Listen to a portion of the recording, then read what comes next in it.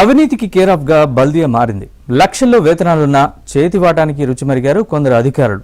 ఏసీబీకి పట్టుబడుతున్న don't care అంటూ బల్ల కింద చేపెడుతున్నారు.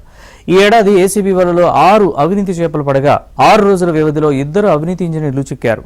లంచం తీసుకోవడం నేరమని ప్రభుత్వం హెచ్చరిస్తున్నప్పటికీ కొందరు ప్రభుత్వ అధికారుల తీరు మాత్రం మారడం లేదు. తక్కువ సమయంలో ఎక్కువ డబ్బు సంపాదించాలనే ఆలోచన కావచ్చేమో కొందరు ఉద్యోగులు లంచాలకు ప్రాధాన్యతనిస్తున్నారు. ఇలాంటి వారిని ఏసీబీ రెడ్ హ్యాండెడ్ గా పట్టుకొని చర్యలు తీసుకుంటున్నప్పటికీ మార్పు రావడం లేదు. తాజాగా GHMC Golnaka assistant engineer Manisha లంచం తీసుకుంటూ ఏసీబీకి పట్టుబడింది.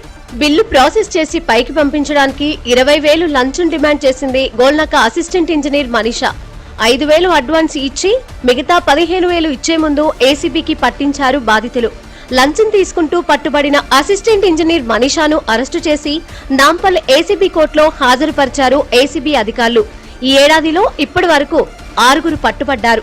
ఇంజనీరింగ్ విభాగమే కాదు, పట్టణ ప్రణాళిక, రెవెన్యూ, హెల్త్, అర్బన్ బయోడైవర్సిటీ తదితర విభాగాల్లోనూ అక్రమార్కులు రెచ్చిపోతున్నారు. నిర్మాణ అనుమతులు, నివాస యోగ్య పత్రాల జారీ మొదలు ఆస్తి పన్ను మదింపు, సవరణ, జనన మరణ ధృవీకరణ పత్రాల జారీలోనూ అధికారులు చేతివాటం ప్రదర్శిస్తున్నారు. ప్రతి పనికో రేటు నిర్ణయించారు. వేలు, లక్షల వేతనం తీసుకుంటున్న అధికారులు, ఉద్యోగులు విధి నిర్వహణలో భాగంగా చేయాల్సిన పనులకు ఆర్థిక ప్రయోజనాలు ఆశిస్తున్నారు. తాజా ఘటనలతో బల్దియాలో అవినీతి అక్రమాలు మరోసారి చర్చనీయాంశంగా మారాయి. జీహెచ్ఎంసీలోని ఇంజనీర్లు, కాంట్రాక్టర్ల మధ్య మీకింత మాకింత అన్న ఒరవడి ఎప్పటి నుంచో కొనసాగుతోంది.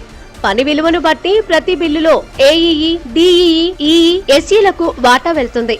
కొన్ని పనులకు సంబంధించి పర్సంటేజీల విషయంలో తేడాలొస్తే అవినీతి బహిర్గతమవుతోంది. అంతకు ముందెన్నడూ లేని విధంగా కొన్ని నెలల క్రితం నుంచి ఏఈఈ, డిఈఈ, జోనల్, కేంద్ర కార్యాలయంలోని అధికారులకు పంపాలంటూ అదనంగా డబ్బులు డిమాండ్ చేస్తున్నట్లు సమాచారం. దీంతో అధికారులు ఇచ్చే పర్సంటేజీ పెరిగి వివాదాలకు దారితీస్తోంది. కేంద్ర కార్యాలయంలోని ఇంజనీరింగ్ నిర్వహణ విభాగంలో మొన్నటి వరకు పనిచేసిన ఓ అధికారి ఈ సంప్రదాయానికి తెరతీశాడనే ఆరోపణలు ఉన్నాయి. పట్టణ ప్రణాళిక విభాగం అక్రమాల అనంతరం భవన నిర్మాణ అనుమతులు ఇవ్వాలన్నా, పర్మిషన్ లేకుండా ఇల్లు నిర్మించుకోవాలన్నా ఈ విభాగం అధికారులకు అడిగినంత ముట్టజెప్పాల్సిందే. నివాస యోగ్య పత్రం జారీతో